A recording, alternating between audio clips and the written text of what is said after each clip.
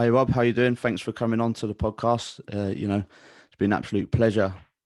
Yeah, Dan, thank you very much. I was just having a laugh because we were chatting off air, weren't we? And saying I've got a new sort of webcam. So for the benefit of people watching this on YouTube, or sorry, for the benefit of people listening on the podcast, I've just looked down at my computer screen, which means I'm not looking at the right camera. So it's going to be, apologies YouTube, I might cock this one up. But no, Dan, good to catch up. I'm glad all is going well with you. Yeah, no, appreciate that. And yeah, like definitely, for example, you've got over 200 episodes to have an experienced podcaster, property investor on here. I'm going to gain a lot from this, and I'm sure a lot of the listeners will as well. Yeah, no, looking forward to it. I suppose just to say, let's get the lay of the land here. So joint venture episode, Property Nomads Podcast, along with a whole load of property business and mindset podcasts. So for Property Nomads Podcast listeners, this is out today. Also go and check out Dan Cooper at a whole load of property business and mindset podcast. That's Hull as in Hull, by the way. So that's for the benefit of our listeners and for the benefit of your podcast, Dan. Thanks for having me on. Thanks for wanting to have a chat. I think we'll breeze through a lot of content today that will be incredibly useful for everyone.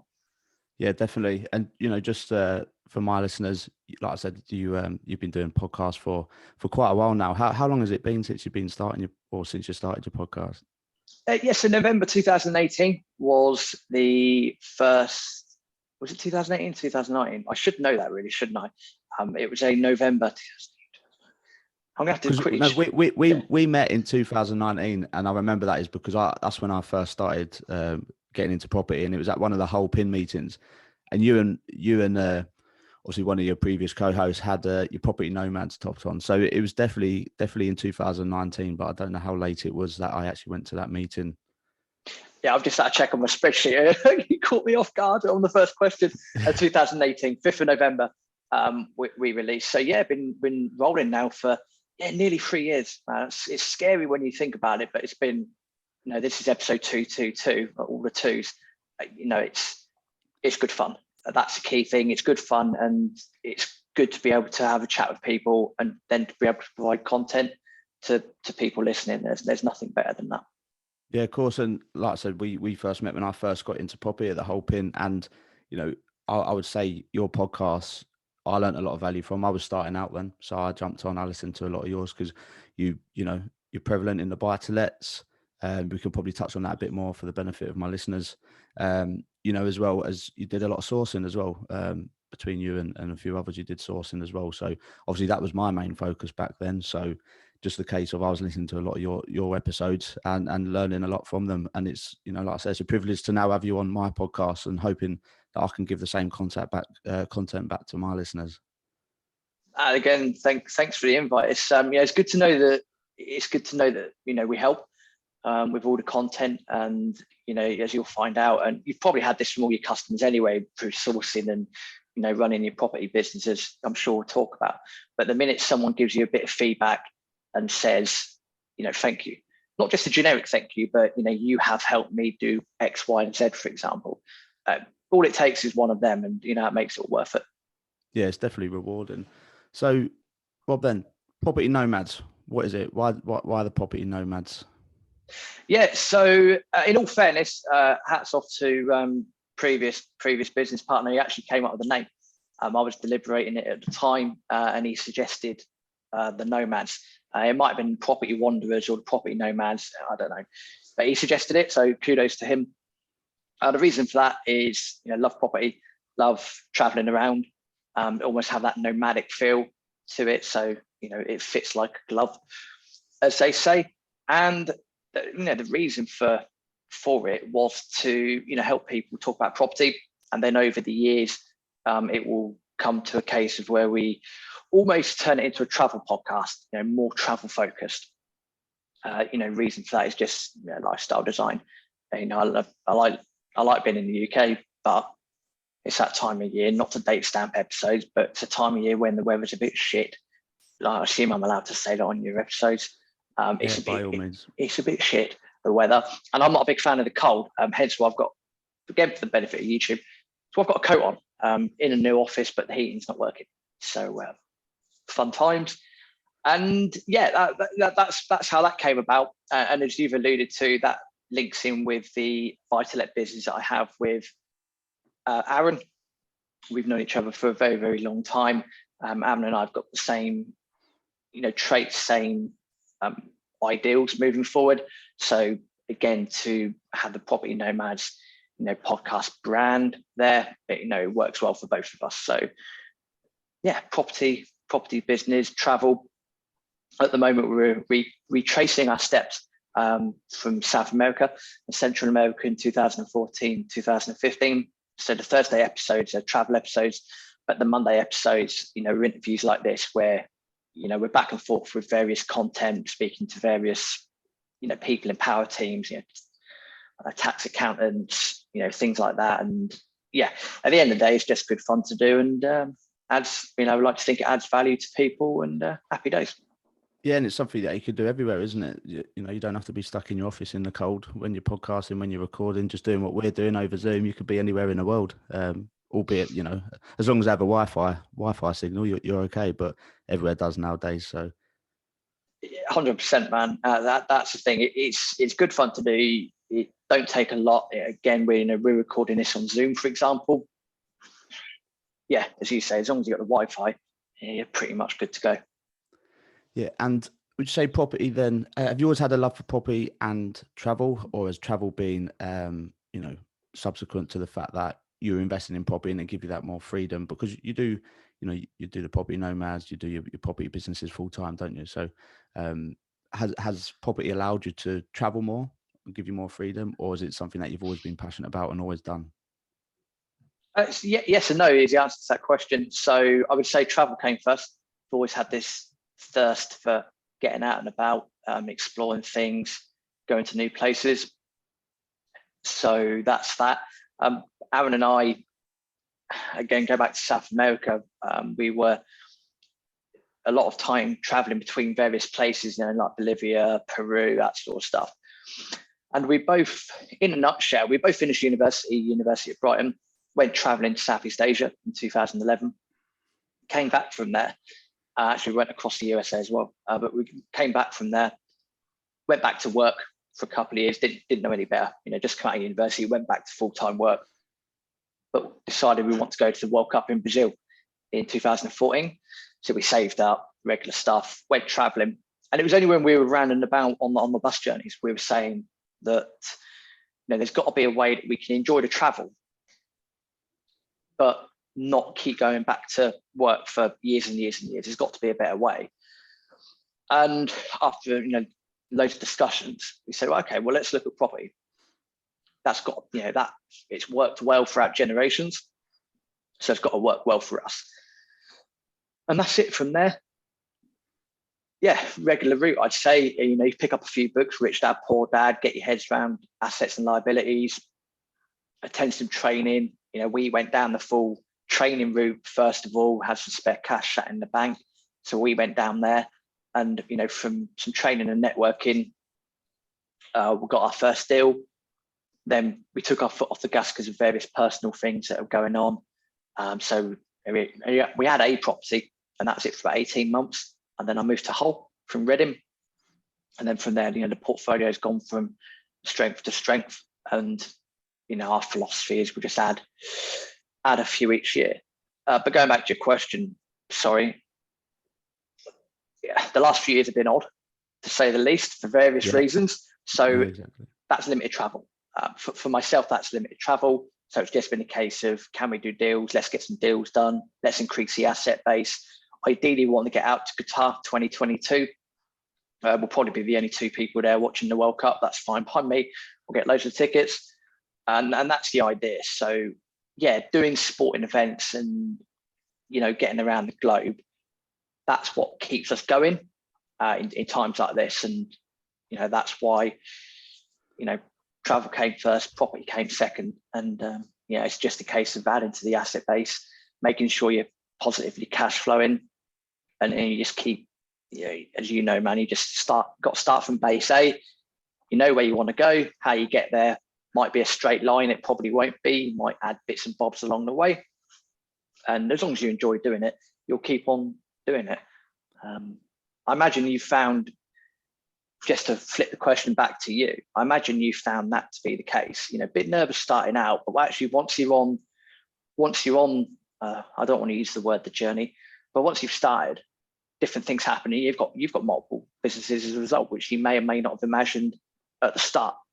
No, definitely not. And the whole reason I got into property was because I've touched on it on some other podcasts, is I wanted to invest in property. I also wanted to run a business or a few businesses, but I never put the two together. So I never saw property as a business, which, looking back is still, investing, cash flow, like you touched on, outgoings, overheads, etc., etc. So, it was something that I first started in 2019. The reason being, like yourself, I'm from down south, moved up to Hull, and I just have to say, a lot of people give Hull, a lot of shit.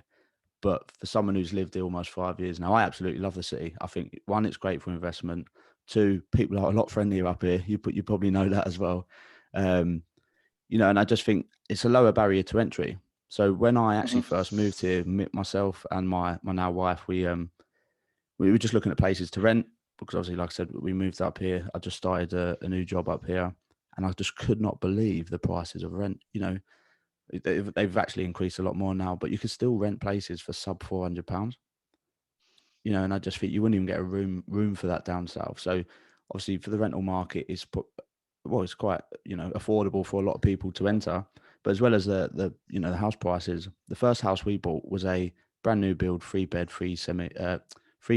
semi-detached 3-story like townhouse, 150k. And you just think, down south, it's just completely. So it just blew my mind. And I was sitting in the pub actually for one of my mates, and he said, he had a couple of buy-to-lets, and he said, why don't you get into property sourcing? Which, I didn't have a clue what it was. Anyway, after a lot of research, I thought, well, I can obviously use the fees to then obviously acquire property. But fortunately, I've met my business partner, where we've actually been able to accelerate the journey a lot quicker. We formed a joint venture partnership, and since last year, in 14 months, I think we're acquiring our 7th property, which is, following the buy refurbish refinance model. So for my listeners, that's essentially when you buy a property, spend money refurbishing it, and then getting a mortgage on it at a higher value, purely to, claw back some of your investment to then go again. So we've been fortunate that, I'm out there, boots on the ground. But if you said to me, a year and a half ago when I first started, I'd be where I am, I would have probably just laughed and said, no chance. But I've just gone full time as well. So hard work pays off. And like you say, you've just got to be committed to it and keep going and keep going. And it's a passion, isn't it? If you love it, it doesn't feel like a job. Yeah, it does, man. Kudos to everything that you say there. I think that, I read too much psychological stuff. We could have conversations that last for hours about differences in areas. But you're absolutely right. Being a southerner, going up there, I found the same. Once we picked Hull as an investment area, it's like, right, go up there, do your homework, do due diligence, have a drive around, that sort of stuff. And you think, it's all right. Okay, it would be fine. Then you start looking at your generic Rightmove and whatnot, and you look at it and go, oh yeah, holy shit, a 2-bed apartment. Shit me, it's like 600 quid. Damn. It's like, it comes with parking, all that sort of stuff. So, rent-wise, it's great. And I always say to people, got loads like friends and whatnot down in and around the London Southeast area. I understand why people might moan or have a gripe about asset prices. I get that, not a problem at all. But then the same people don't want to move. It's like, we'll just go up north. Oh yeah, but it's like windy and I'm too far away. Well, you're already making excuses to why you're not going to do something. So you just defeated the object. So you've got to do like what you've done, move from the south. You don't have to, but it's always better if you do. And, you say after 5 years, you've enjoyed it. Oh, you had a great 4.5 years up in Hull. It's cracking. There's a few things that I've realised that I've missed since I've been back down in Brighton. But, it gets a bad rap. I think, some of it's fair, but most of it's not fair. There's a lot of stuff going on there. So, kudos to you for making that move. And yeah, as you say, working on your portfolio, every day's a new day, every day's a day to get better. And as long as you know where you want to end up, how you get there, it's not always going to be a straight line. It's all part of the fun. Yeah, and I can confirm it's definitely not a straight line. And if everything was a straight line and easy, everyone would be doing it, wouldn't they? So, and you touched on then, you can talk a lot on about psychological, your theories, but mindset is key. Like I said, you got to believe in yourself, you got to back yourself, really, haven't you? And just go for it and take the leap. Moving to Hull probably wasn't as scary as doing some of the other stuff. I went and travelled the other side of the world on my own. So similar to yourself, going out there, traveling. And I think I learned a lot from that. Just going out there, having to fend for yourself, being on your own, moving to Hull was a breeze, really, in comparison. Yeah. You just have the sort of mundane 9 to 5, you've got to work, as opposed to traveling all the time. But, yes, it's been a fantastic experience. I enjoy it up here, hence why, I've even named the podcast after it. So kudos or credit to Hull. Yeah, I'm loving the name of the show, man. I must admit, a whole load of property business mindset. I do like that play on words. It's quite a good play on words. So yeah, kudos to that. Yeah, and I'm looking to do sort of a series within the podcast as well. So a whole load of property sourcing, a whole load of buy-to-let. I haven't sort of got them all ironed out yet, but for those listening, there'll be a number of different sort of mini series, a whole load of ... So subscribe to the podcast, and you'll be able to hear a lot more.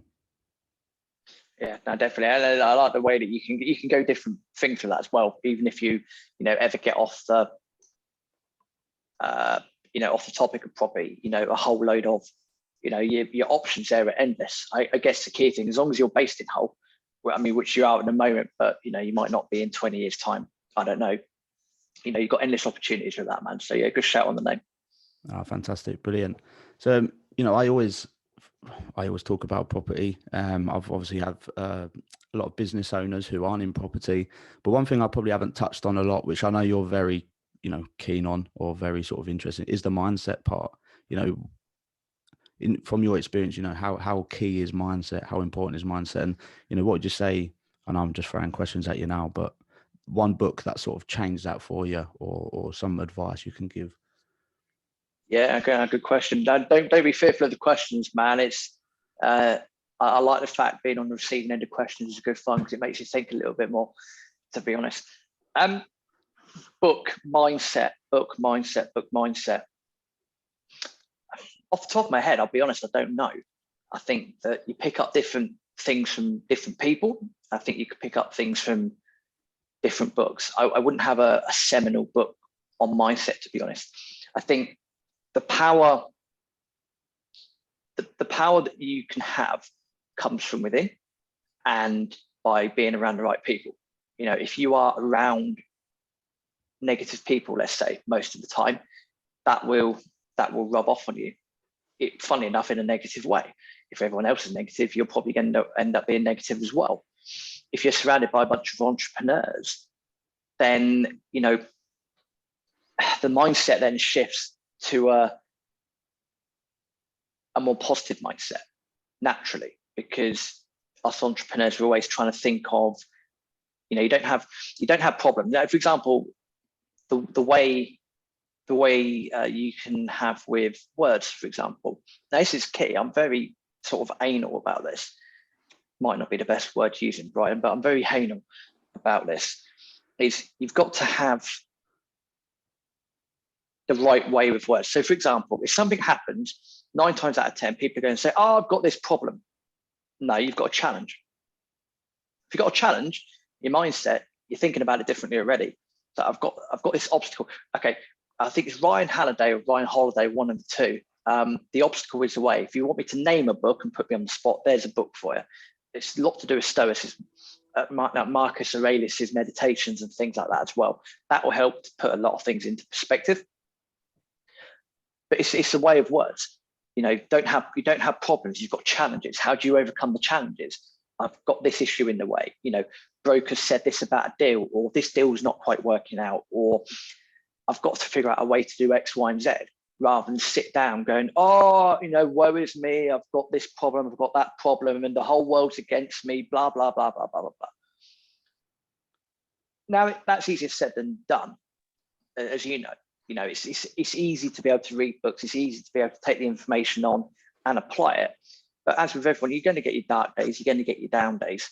Of course you are. That's life. It's how you then deal with those adverse challenges, should we say. Mindset's important. That's probably me waffling a little bit there. But yeah, book-wise, look for Ryan. It's either Ryan Halliday or Ryan Holiday. Apologies, Ryan, if you're listening. I'm not quite sure what one it is. The Obstacle is the Way. But yeah, you've got classic Stoic stuff. Marcus Aurelius's Meditations is, it's a short book, but it's a fantastic book. The only philosopher to be a Roman emperor, that's not bad. And he's done all right. And he's quite well revered when you look back at Roman history, which we don't need to go into. But when you look back at it and they go, oh, who are the good guys? Marcus Aurelius is normally high up on that list of good emperors. Oh, brilliant. And, I've gained a lot from that, and I'll definitely have a look at them as well, because I'm always trying to improve my mindset, always trying to get out there and, like I say, learning new things. And what you touched on then about applying what you learn as well. You can learn so much, but unless you're actually applying it, on a daily basis, weekly basis, whenever you sort of feel like it's necessary, that's when you probably see the changes. That's probably when you see things happen. People use the word analysis paralysis, don't they? So you can see, even with studying or analyzing deals or anything, you can do as much theory-based stuff as you can or you want, but unless you apply it, then you're probably not going to see the results you want. Just touching on the point as well, being around entrepreneurial people, fully agree with you there. So I would say that going back 5 years, even when I first moved to Hull, or even just before that, my friendship circles are completely different probably to what they would have been 5 or 10 years ago. It's just about being open, and a lot of the people now who I'm friends with are, they own their own businesses or they're in the property and business sectors. So you do learn a lot from the people you surround yourself with, for sure.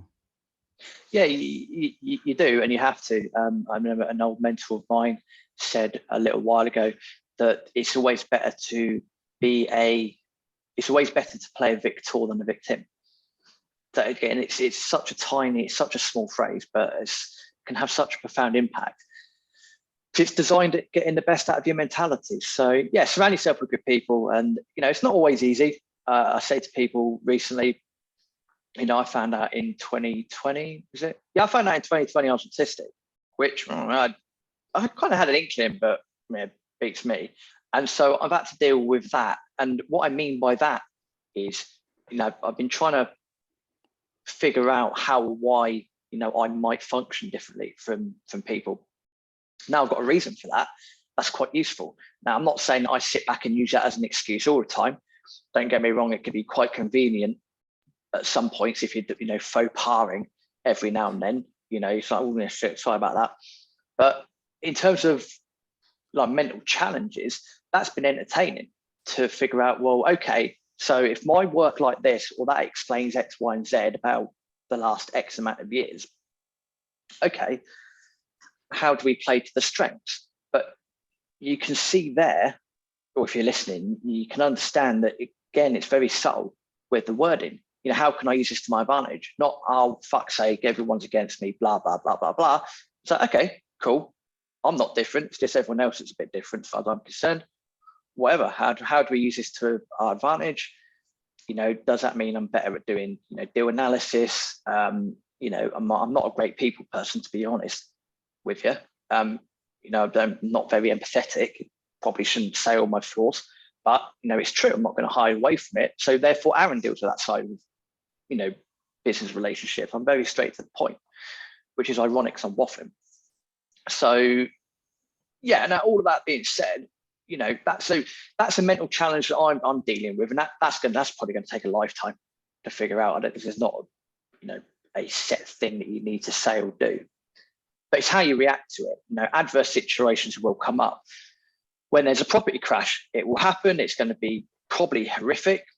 Okay, fine. Are you set up in the right way? Have you stress tested your portfolio? Have you got everything you need? Are you on the right mortgages? Have you spoken to your broker? Has the broker given you the best advice possible? What's your strategy? What's going on? Do you have people lined up with cash? Because when it goes tits up, you're going to get a lot of opportunity, because there's always opportunities, Yeah. So it's all these things, planning ahead, thinking outside the box as such. And yeah, if you're doing that all the time, that's useful, very useful. I don't really have anything to add to that, to be honest. No, it's a extremely good explanation, and that's very interesting. Like you say, you're diagnosed with autism. You potentially had an inkling that you may have been autistic for, well, as long as you've been alive, I guess, haven't you? But and like you said there, so in some instances, some people obviously find things out about themselves, and you flipped on its head as a positive. It's not to be looked at as a negative either, is it? It's not a negative whatsoever. And you're successful in your own right. You've got a property portfolio, a successful podcast. So hats off to you for doing what you've done and what you've achieved, and using that as a positive, because like you say, and that's probably credit to the fact that you have all this knowledge and understanding of the mind and everything like that. So it's not something that has affected you. It may do, but it may have done in such a positive light as well. So no, fantastic. That's it's very it's very promising. The fact that this is something that can be a challenge in a lot of people's lives, but you're not using it to the detriment. You're using it as a positive going forward. Oh, and it's important that you have to, at the end of the day. The only challenge I say that I have is switching off. I haven't found a sensible or suitable way to switch off. My brain's always thinking about something. That's probably the disadvantage, if there is one, that I can think of, is that I'm always, not worrying as such, but always thinking about different bits and bobs that are going on. But as you quite rightly said, it's a mindset. You've got to wire yourself in the right way, and no. I think what's important to point out is it's not a case of, everything's gold, leprechaun roses, blah, blah, happy face, happy face, happy face. You are going to get your shit days. You're going to get your crap moments, but it's about how you react in the face of adversity that, will set you up for success, basically. Yeah. No, brilliant. And so, we've touched on quite a lot of things already. So, we've touched about, let's say, the past, what we've been doing, what we've been up to since we met each other. So what's your focus going forward? You said that your podcast, you're looking to turn into more of a travel podcast, and I love traveling as well. I love travel. So I'll continue to listen to your podcast. I'm sure it'll be extremely interesting talking about some of your previous journeys and some of your future ones as well. But what else have you got in the pipeline? What else are you sort of working on, or what do you want to achieve going forward? So in terms of achievements going forward, between Aaron and myself, we always say that we want to add 4 or 5 deals, a year. Now, whether that's buy-to-lets or potentially blocks of flats, that's what we want to do. Our reasoning for that is it's slow and steady. Our exit strategy is death. It sounds morbid, but we've planned that far ahead. The portfolio is not going to go anywhere, basically. So it's how much passive income or relatively passive income can we accrue? Are we in the right business format to do that? Yes, we are. Had all the necessary advice, as any good investor would do. So in terms of the investment side, that's it. It's working with people like yourself, on the sourcing side. You're based up in Hull. We know Hull quite well. Having the knowledge of the area is key. You've got a good reputation, so it's easy to have a chat and say, Dan, let's go through all the NDA process. Let's sign up. Send some stuff our way. Here's what we're looking for. If we could do business, we do business. Happy days. So building that network. In terms of travel, again, tough times at the moment. Travel, you could arguably say, is more hassle than it's worth with everything that's going on. So, if we've got to sort of sit on our hands for a little bit, that's what we'll do. We want to go to the World Cup in Qatar in 2022. And then after that, it's different experiences. Rugby World Cup in France 2023, Football World Cup in 2026, which is like USA, Canada, Mexico. My partner's Mexican, so I'll probably end up living in Mexico 6 months a year. that's fine by me. There's a lot to see and do over there. That's, if I had to have a lifestyle design, that would be it.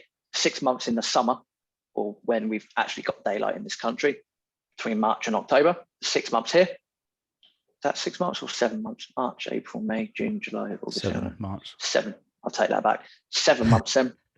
7 months over here.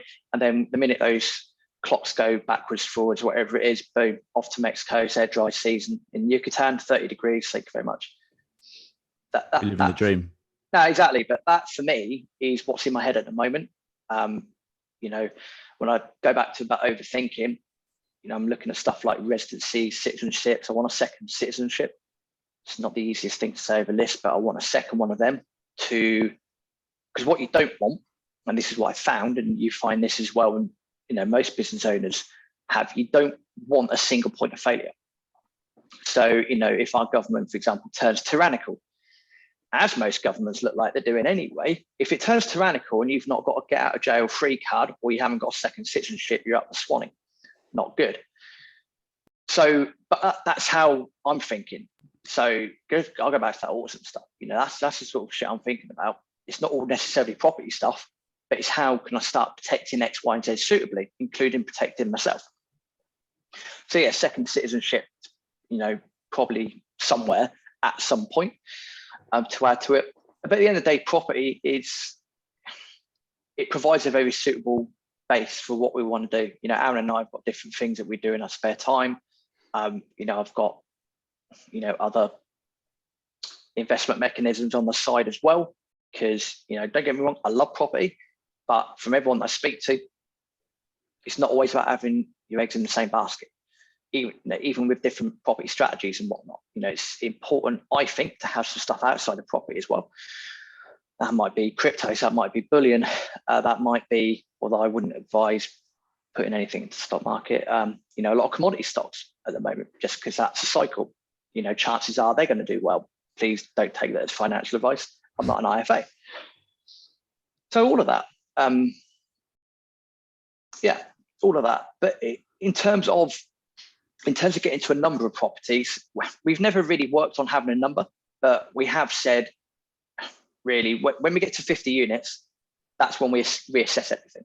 Now, that could take a couple of years. You know, if you're doing 5 a year, that could take 10 years. Of course, you buy a block of 10 flats a year, that takes 5 years, or in fact, even less than that because of whatever. So that's when we'll assess, because, you know, if you're sat there with, I don't know, a rent roll of, I don't know, 25, 30K a month. Now, of course, if you're tax efficient and you're clever with that, happy days, then actually, then it becomes a question of, well, do you need more? Not do you want more, do you need more? We're not, and you might know this as well. Traveling, I have found, doesn't make you ridiculously materialistic. In fact, it takes it away from you to an extent, because you see different people in different circumstances around the world. Now, I'm not the most materialistic of people in the world. So hypothetically, let's just say the business is making £30,000 a month net, hypothetically. Well, if you split that between two people, 15 grand a month, of course, you know, tax wise, you're not going to probably be taking it all per month anyway. But then I would ask the question, well, do I need any more? Probably not. Go from there. Doesn't mean you're not ever going to stop working on property, because, you know, if you're earning X amount of pounds a month or a year, your taxable is going to sort of go up quite quickly. That's where tax efficiency comes in, and that's where you put the time into your business, or sorry, working on your business, becoming as tax efficient as possible. So there's always going to be elements, no pun intended, because of element property. There's always going to be elements that you need to take into account as well. So yeah, you know, we're always going to be working on the business, and I think every investor is always going to be working on their business somehow, but it doesn't necessarily have to be about accruing as much as physically possible. For some people, it's life or death. I've got to have X amount of property. Fine. For us, we've said once we get to 50 units, nice, slow and steady pace, that's what we'll do. But in the meantime, you can probably see, if you're videoing this, you know, we've got a big property logo sign there, you know, book Buy to Let, how to get started. Recommend you check that out on Amazon. We've got 101 top property tips as well. Got a new book coming out at the start of next year. So watch this space. These are all assets. Now, we're not like international bestsellers and whatnot, but it does produce, a nice income per month. And I'm looking at it on camera again. It does produce a nice income per month.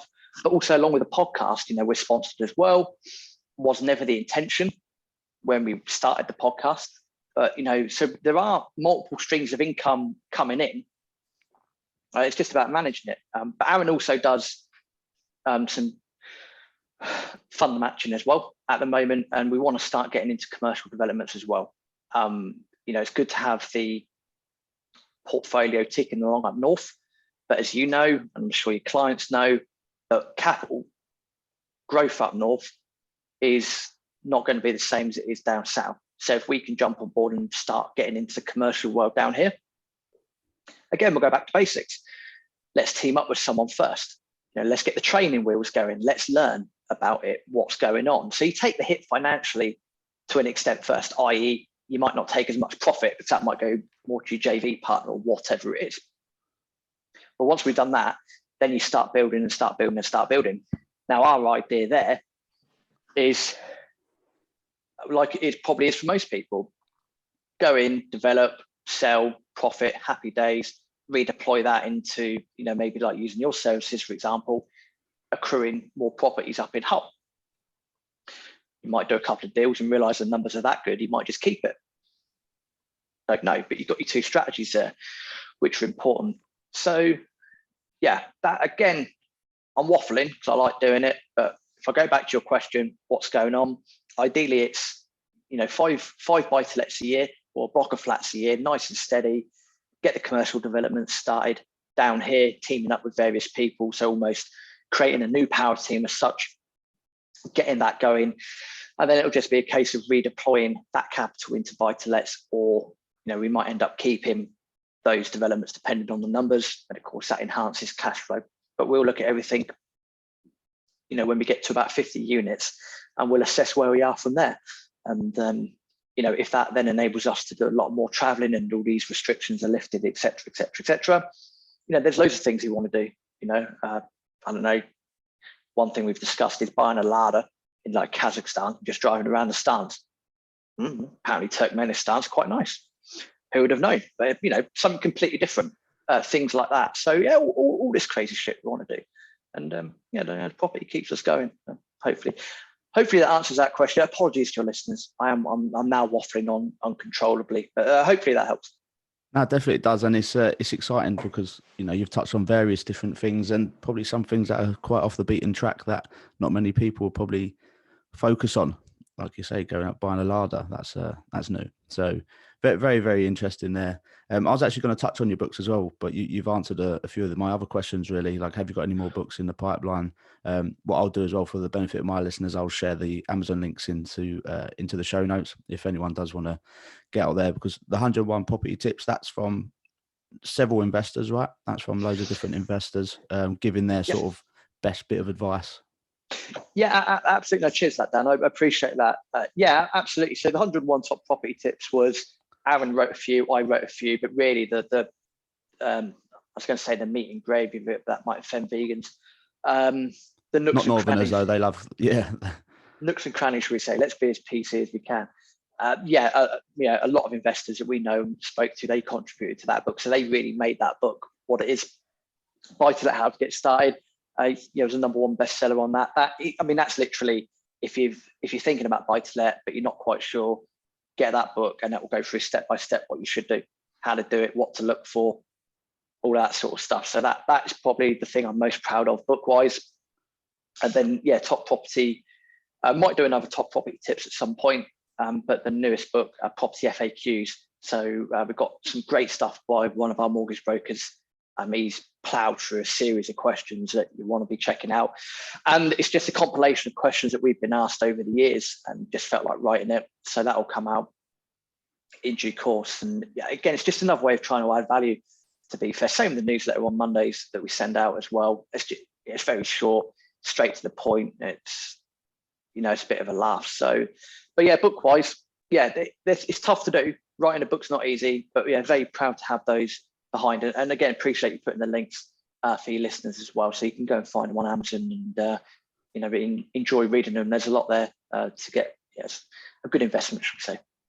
Yeah, fantastic. And buy-to-lets, I love the buy-to-lets, and just touching on what you said, up north, you're not going to benefit from this huge capital appreciation, but it depends on what your strategy is, isn't it? You could be looking elsewhere, doing some flips to then fund your other buy-to-lets. I like buy-to-lets. I think they're, it's a long-term strategy. You're not going to make your money overnight. You're not going to, become a multimillionaire or if that's your intention. Some people just like doing it to have that sort of financial security. Some people obviously want to do it to own half a city and just be this extreme millionaire. But, how would you say that you found buy-to-let over the last couple of years? Because obviously, it's been quite a turbulent 18 months, 2 years. How have you found the buy-to-let market in terms of, your existing properties? Because, it's difficult out there trying to buy them for a good price. The market's gone absolutely crazy. It's one of them that's a cash flowing asset that just ticks on. Yeah, in answer to your question, tough. I won't lie. And the minute the government, in their infinite wisdom, decided to play around with stamp duty, that unleashed a lot of supposedly pent up demand. People going out and bidding war. And the minute you start seeing in the news, bidding wars on houses, just like, oh, fuck's sake, here we go. So it's not great from an investment point of view. Not to say that there aren't deals out there, of course there are, but you're dealing with a lot more people chasing the same damn thing. So that's going to increase the price anyway. So that's been difficult. But we've added 11 this year, a block of flats and then a single buy-to-let. So that's been all right, to be fair, getting them over the line, because as you've just said, and same point of view, it's all about the cash flow. For us, it's the net return on investment. So what's it going to look like after refinance? Now, I know that's a bit hypothetical because you don't know what the end value is, but if you do your research, you're going to have a good idea. So we look at that and go, well, if the net ROI is 20%, we'll do it. Not an issue with that.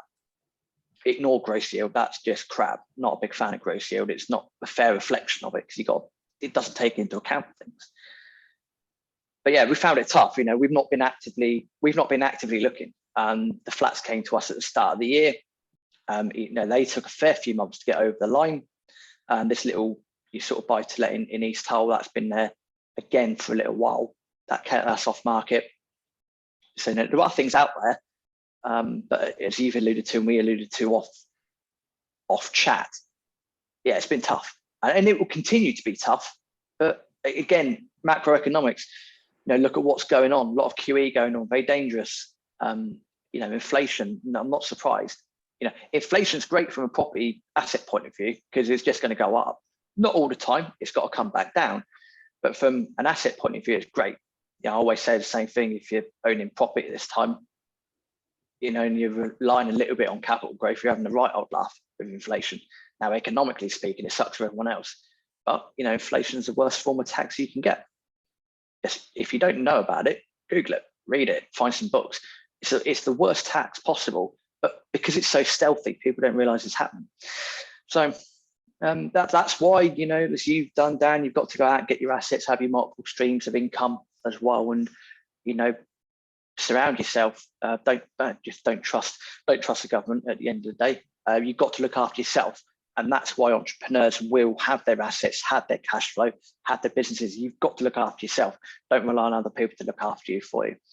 But again, in summary, for your question, tough. It's tough out there. That's why we always say, if we could do 5 a year, great. If we do more than that, wonderful. If we do less than that, then we've got to ask ourselves why. And, if it is because no good deals have come across on our table or they don't meet our criteria, that is what it is. But as you said, it's about your strategies. What's your exit? If you're just going in for cash flow and a deal comes up and it meets your criteria, great. It's not always about getting all your money out. You might leave quite a bit of cash in, fine. If it cash flows well and it works for you, not an issue. The important thing is getting the assets in the first place and then managing them properly.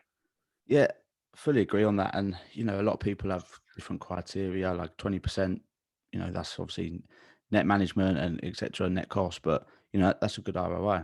But then you have a lot of people out there who you know, they want all their money out, they want to get everything back, but it might take them 18 months to find that deal, you know. But, you know, let's say they go for 20% and they can achieve the 5 per year, then obviously they're going to make a lot more money a lot faster, you know. And I think that property training, I've undergone property training, you know. At first I was trying to find the unicorn deal, but taking a step back, we leave money in, you know. Some we've actually done some really good BRRs, you know, all your money out, but some we've left money in as well. And the reason being is because we understand our criteria and we want to grow aggressively. So we have to leave money in, otherwise we'll never grow.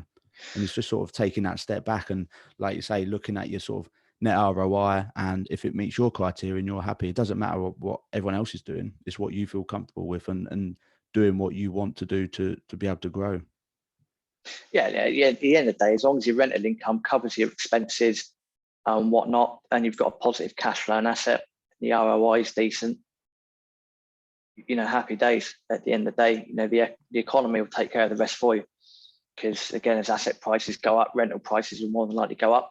It won't happen all the time. You know, let's not sort of, whatever the phrase is, you know, let's not get too over the top with this. What goes up must come down. Apart from your age, that always goes up. But it's going to happen. And, you know, there will be crashes. There will be a crash. It's going to be gnarly. It's going to be horrible. But that's why you've got to buy your assets. That's why you've got to make sure you've got the right power team in place. Speak to your right mortgage broker. Get everything lined up. You know, at the end of the day, if you've got a portfolio that generates you £10,000 a month, for example, I couldn't care less if that portfolio is worth 10 million quid or worth £1.50. If it's still generating £10,000 a month, you're having a right old chuckle, aren't you? So, you know, but when you're in the game of cash flow is king. Exactly. Brilliant. So I'm just getting to the sort of the end is in sight. What where can people find you, Rob? Just for the benefit of my listeners. So, for example, we've touched on your books. I'll share the notes there, and I'll share the information. But for the benefit, where can they come online and find you?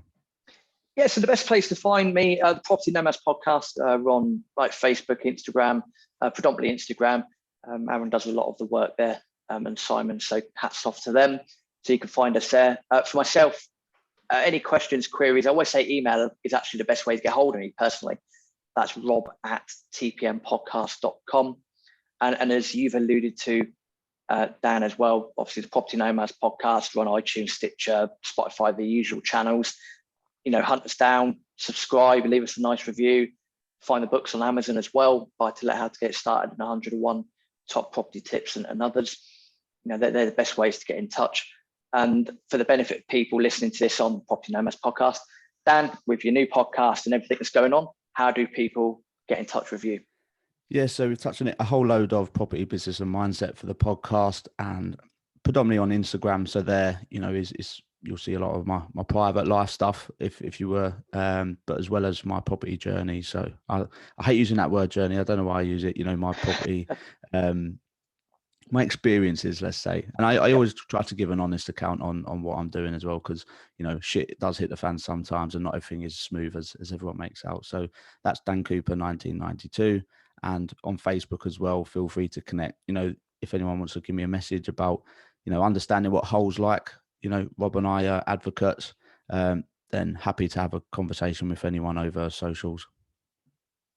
Yeah, and I would say, as I always say, we will leave the things like that, contact details and whatnot in our show notes. But I would recommend people go and check out Dan's podcast, go and check out Dan as well. We've known each other for a few years. Sound guy, can definitely vouch for what he's doing in Element as well. So yeah, you know, do make contact. Dan, all I can say is, you know, like, hey, if this is well received on both channels, you know, we could probably take the conversation a whole different way if there is a need for part 2.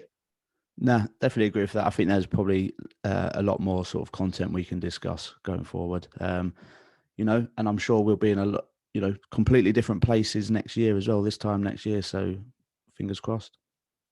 Yeah, on that note, no, great stuff, Dan. Appreciate that. Go check out all the podcasts that we mentioned. Links are in the show notes and so forth. Thank you for having me on your show. I really appreciate that. And, you know, thanks for coming on the Property Nomads Podcast as well. Until next time, have a good one. And you, Rob. See you later.